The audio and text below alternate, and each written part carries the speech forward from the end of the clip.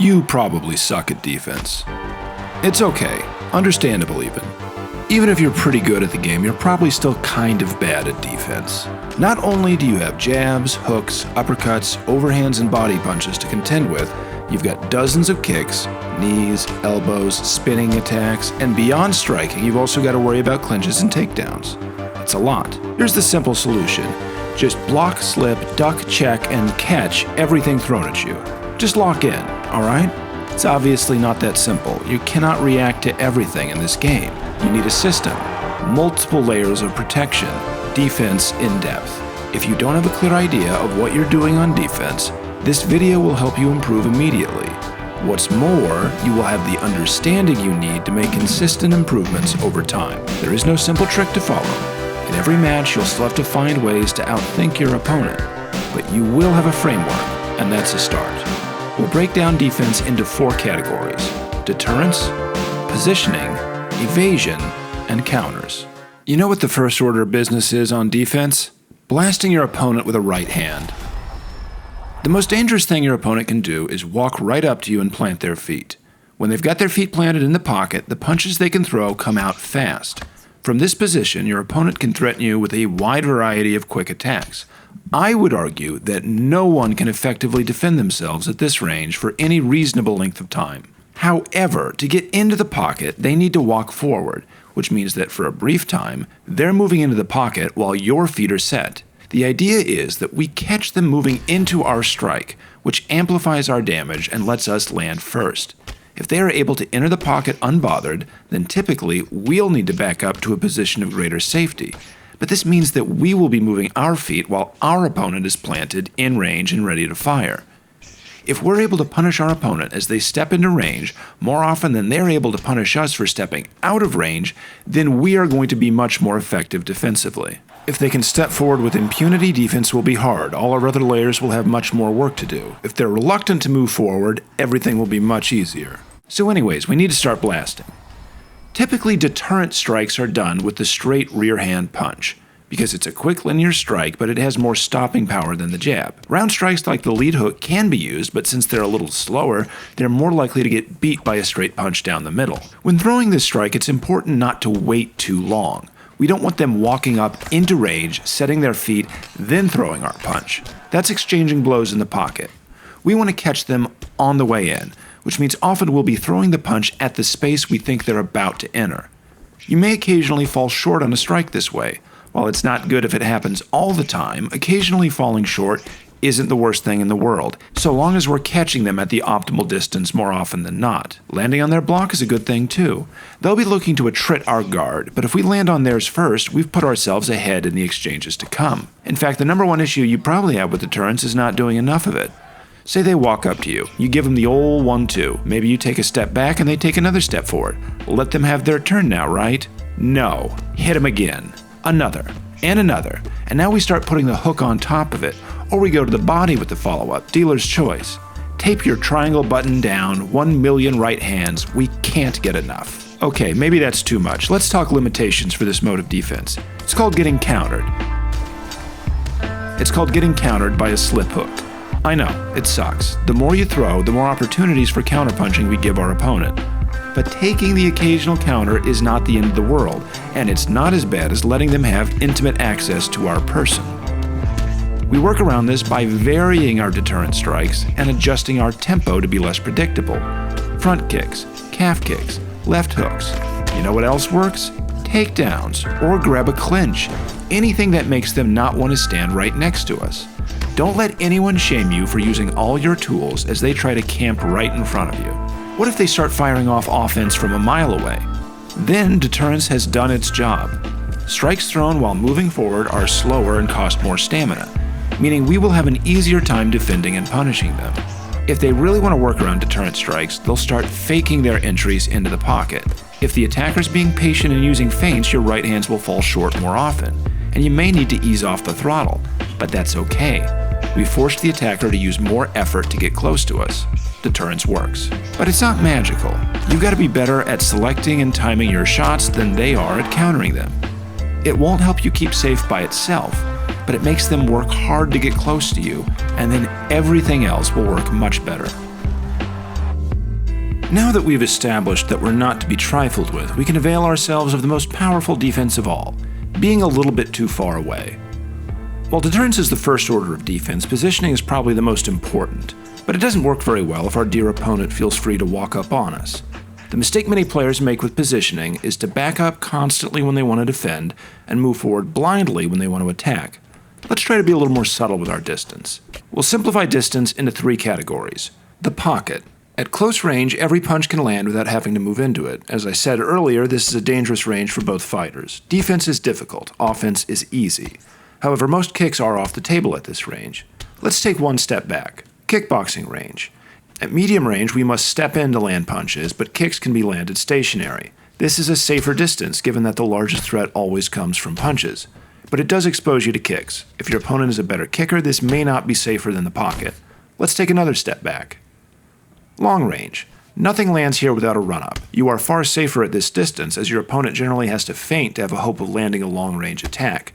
However, your own offense is similarly disadvantaged. All these ranges have advantages and disadvantages. I tend to pick 2 distances when a match starts, one where I'm comfortable defending and one for attacking. If you're an outside fighter, you might prefer to stay at long range for defense and move into kickboxing range when you want to get some work done. A pressure fighter might pick kickboxing range for defense, the pocket for offense, though you might also choose to stay all the way outside, only to crash into the pocket whenever they try to close into kickboxing range. I typically prefer kickboxing range when I want to be safe, moving into the pocket for more offensive operations. You could just try to spend all your time in kickboxing range, though that will rob you of the ability to alter your distance and confuse your opponent. Shot selection is a component of range management. If you're trying to box at long range or kick in the pocket, you will open yourself up for punishment. Being unpredictable in your movements is also important. Say you predictably step into the pocket to throw punches, then back out to safety. You'll get killed by the lead body roundhouse. But if you mix things up by occasionally staying in the pocket to throw punches, you can punish your opponent for trying to punish you. You stay at kickboxing range until they throw something, then back out to long range. Then they start not throwing so they can step in and take away space until you wind up on the cage. You stay in the pocket all the time. Well, we already covered deterrence, didn't we? A stationary target is easy to hit. A target that moves predictably is not much better. Your lateral movement is another component of this. Circling is necessary to maintain your preferred distance and stay off the fence. It can get you away from your opponent, but can also present them with favorable targets. Circling into a round strike amplifies the damage. If you circle in the same direction, your opponent will begin targeting you with hooks and roundhouse kicks. Changing direction periodically will make it much harder for our opponent to land a crushing blow. Alternatively, you can invite certain strikes by moving in the same direction if you're looking to set up a counter. If your opponent is stationary, then simply moving in and out of range can keep you very safe. You get to decide when you're available. You can really only be hit on the counter. However, this won't occur very often. The trick with positioning is that you don't get to dictate range. It's a constant negotiation. You might be at kicking range, but if your opponent happens to jump in with a punch while you throw a calf kick, then guess what? You weren't really at kicking range. There's an element of prediction here too. Just like with deterrence, knowing the distance you want to be at isn't magical. You have to use your knowledge of positioning to outplay your opponent. It helps if you can tell that there's a certain distance or direction your opponent needs to function. Good positioning doesn't look flashy or interesting, but it makes the whole game a lot easier. It does require experience and game sense, and it's a little different in each match you play. When in doubt, remember the basics. Don't back up constantly till you hit the fence. Don't rush forward recklessly into a right hand. Try to find a distance you're comfortable at and maintain it with small movements, changing distance when you want to land offense or just confuse your opponent. Don't circle the same way all the time, and choose the right strike for the right distance. You can go pretty far with just deterrence and positioning, probably Division 20 if you've got them both down cold, but someday distance management is going to fail you, and on that day, it is essential that you're able to make a few shots miss. There are quite a few players, even some experienced ones, who hate and fear head movement. I don't understand this, because to me, this is the good stuff. That feeling of causing a whiff is literally why I play this stupid game. I don't get it anywhere else. Let's go over the benefits of evasion. When our opponent lands on our guard, it's a small win for them. They use a little stamina, but they damage our guard meter. They may also get some bleed-through damage depending on how weak our guard is. These small wins add up, and also help them maintain initiative and tempo. But when they whiff a strike, they lose substantially more stamina. Our guard is preserved and may even regenerate. They'll face a slower recovery animation and are opened up for counter opportunities. So why not just talk about counters now? Because they're part 4, and it's illegal to talk about part 4 during part 3. One of the big mistakes you can make, though, is trying to force a counter every time you move your head. It's actually quite good to use some evasion without countering.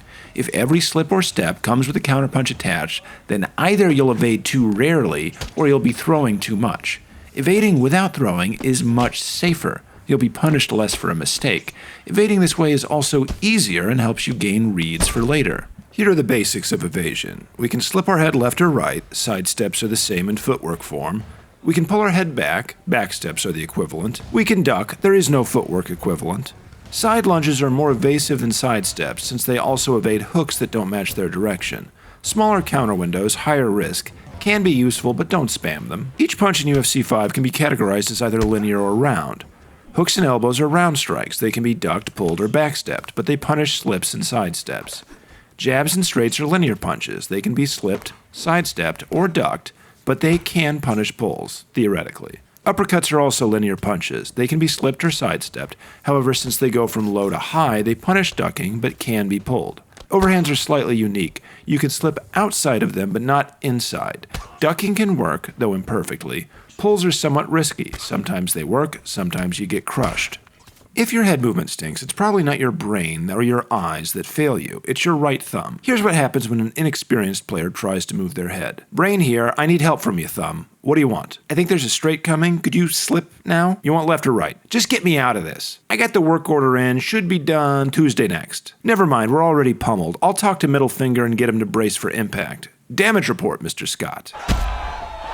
You need muscle memory in that right thumb, which is hard to gain in an online match. This is the most important tip I'll ever give out. I've given it multiple times, but this is the last one. You need to use practice mode. I know you'd rather just play, but you're watching this video, so you're slightly more than a casual. 15 minutes of practice mode won't kill you. In fact, it'll teach you head movement. Learn practice mode, strike recording, choose your fighters, restart practice to get to the right side because the game is buggy. Practice settings. The recording length 180, number of recordings 5. Now in practice mode we press left on the D-pad, input whatever combo is giving us trouble, press right on the D-pad to end recording, press up for playback. Here's how you do it. Block the first strike, then evade the second or third. After you've done that, try evading the second and the third. So block, slip, duck. Try different methods for the same strike. Block, slip, pull, or block, duck, pull. Try substituting steps and lunges for head movement. Mix in some counters when you feel comfortable. This can actually be quite relaxing if you want to put on some music. Spend 10 minutes doing this against a few combos using multiple evasive patterns. Your right thumb will cease its gold bricking and leap into action when you need it. But how do you decide to evade? Do you simply watch the strike come at you and react? Not usually. Some strikes like head kicks are clearly reactable. Some forward-moving punches like overhands and uppercuts. But most of what your opponent throws will not be reactable with head movement. You can get a read on your opponent, find their patterns, though that usually will be about the time you're putting in counters, which again is part 4. It's illegal to talk about it now. Truthfully, there's considerable guesswork to head movement. You can do so randomly, block a strike, then randomly slip, pull, or duck. It has its uses, but there's also feel to it, based on distance. Evasion is very useful for holding your ground or advancing into your opponents. Because the deterrence trigger is based on distance, you can preempt strikes with head movement. What about downsides? Obviously, moving into a strike is bad, but that's the cost of doing business. The real issue is that you become more vulnerable to body strikes, leg kicks, and takedowns. I haven't talked much about defending low attacks because it isn't particularly complex. Block low when they go low. It usually comes down to experience, but it's much more difficult to block low if you're moving your head. You'll take more damage. You need 2 modes of defense, solid and liquid. Solid defense involves using minimal head movement. You're focused on blocking high and low and keeping a good distance. Liquid is about moving your head much more often, being willing to get a little closer to shut down kicking options. You should be able to switch between modes. When someone is very aggressive and hunting your head, you need to respond with more frequent evasion. If you can slip a few shots early in a fight, you'll often dissuade good players from aggressive head hunting, because good players hate to whiff. I certainly do. Then you become solid, so you can better defend the low attacks, and because headshots are less frequent, you don't need to protect your guard, and you're better able to throw your own offense as well. Combining evasion with positioning is key though. Just getting in the pocket and slipping like a madman is not a good idea. Slip spamming at distance will also get your legs chewed up by discerning players. Changing distance can make your opponent's strikes come out more predictably and help you decide when to be evasive. We've eaten our vegetables, now it's time for dessert. Counters is what we want. The name of the game, offense and defense in one moment in time. The good stuff. Here's what you need to know. When you evade, add a punch. Okay, we can do a little better than that. There's more than one type of counter. A counter is any strike that gains potency because of our opponent's offense, not just slipping and ripping. Let's start with intercepting counters. This is not about using evasion, but rather throwing out a strike to meet our opponent as they throw. If you anticipate they're about to level change or grab a clinch, you could throw out a preemptive uppercut. I'm not saying block a body shot then counter, throw the uppercut out ahead of time. Or you could step into a hook when you anticipate they'll throw a kick. That too is a counter. Come to think of it, the deterrence straight is a form of intercepting counter. You're putting a straight into their path hoping they'll step forward into it. These can be great because there's no direct defense against it. If they choose to level change at the same time you throw a knee, they're getting hit.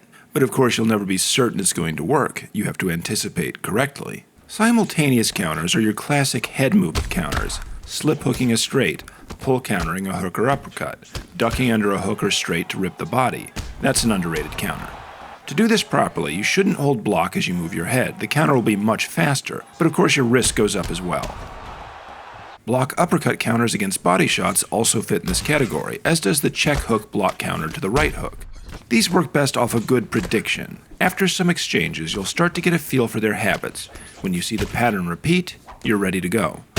Alternatively, you can slip and rip randomly, but don't complain about getting elbowed to death. Don't forget that you can have your counter countered. Be ready to pull their pull of your pull. Lastly, we have delayed counters. These might not seem like counters to you at all, but I do count them. Anytime our opponent throws offense, they are slightly more vulnerable due to loss of stamina, even if we don't make them miss or intercept them. Anytime our opponent throws offense, they are slightly more vulnerable, even if we don't make them miss or intercept them. If they throw a combo, they may need to pause to regain stamina, meaning it's a great time to sneak in a body shot. It's not guaranteed to work like a slip counter. They could block low, but you can start mixing them in to get a free headshot. The left hook is a great catch-all counter. It's good in close, but has a little bit of range too. It's got good damage, but it doesn't use quite as much stamina as the right hook. Smacking them with a left hook to the head or body as they finish throwing is a solid choice. My favorite though is probably the counter calf kick. If your range control is on point, you may find them falling just short on their punches, which is your cue to check a calf kick once you see the punch is going to miss. They practically have to preemptively block low to check it, so you'll land good leg damage, and if they do start blocking low preemptively, you may get a free head kick. Also works well with the lead body kick. Counters are great, but you shouldn't force them. The more information you have on your opponent, the easier they get. They work best when they flow naturally from using your other layers of defense. Let's try putting them all together in a match. At the start of a match, I'm looking to determine how much deterrence I need. Is my opponent charging at me or backpedaling? I'll throw sparingly for now, because we have enough space. Next, I need to find my distance. I like kicking distance with Aldo, but it requires constant adjustment. How evasive do I need to be? He's picking single shots and not really headhunting, so I'll try to stay solid. Here I combine distance management with teeps for deterrence. They go hand in hand. I'm winning, but I don't expect it to last. My opponent realizes he needs to pressure to make me uncomfortable. Now we're at much closer range. I've seen enough head movement that I don't want to spam straights. I'm trying to balance backing up, changing my lateral movement so I don't get cornered, and still throwing occasionally to keep him guessing. Here I get a counter, but this is more of a mistake on his end. He moves forward with an uppercut. It's usually bad to lead with a forward-moving uppercut. This will get you countered pretty often. Counters are a bit like home runs in baseball. They tend to be about punishing mistakes. If your opponent moves forward and throws plentifully, you'll get more chances to counter. Back to Jan. Look what a little evasion can do for you. I doubt he's throwing an uppercut soon, so I duck after his hook. Look at his stamina. He's lost a lot thanks to that whiff. That's a good thing because I'm about to make a mistake. I throw a teep from too close thinking he'd back up. Instead, he commits to more hooks. But because his stamina is so low, it doesn't hurt me. This would be a drop if he were near full. I'm doing fine, but he's too close. So when he finishes a combo, I grab a clinch, knee him, and turn him onto the cage. This is more deterrence. If he insists on staying close to me after he throws, he's got to worry about this too. As the round ends, I've really only landed one real counter. I could gamble for more, but it's not necessary. I'm winning the round, I'm up on stamina, and I haven't taken bad damage. However, he has charged up his special move. the quit. This is not a perfect defense guide. There is no such thing. I make mistakes and get hit plenty, and players better than me do too. But this gives you 4 different levers to push on if you're struggling. Ask yourself, 1. Am I choosing the right deterrence strikes? Throwing too much? Not enough? 2. Am I at a good distance for my style? Am I moving too predictably? Am I failing to account for their movement? 3. Am I using the right level of evasion? Do I need to play more solid against kicks and low attacks? Do I need to be more slippery for the headhunters? 4. Am I letting the counters come to me, looking for information or just a more general feel for their style? Do I need to take a risk with more counters if I'm behind? Defense is actually the fun part for me. I think having decent defense unlocks the game. With no defense, you need the most aggressive cheese you can find. With good defense, you get to play however the hell you want. I wish I had gotten this guide done earlier. I planned it a long time ago, but I always wanted more time to find the best way to explain it. Defense is so important, and a semi-comprehensive guide is hard to put together. This is a rushed, incomplete version of the guide. I ran out of time. This is my last full video for UFC 5, and I'm not moving on for UFC 6. I don't plan on playing many new games, and I'm not built to make tutorials in the AI era. I'd like to finish up a few more shorts before the official release of UFC 6, and I'm kicking around the notion of making a send-off video which explains my hatred for AI, both generally and as it applies to games and culture.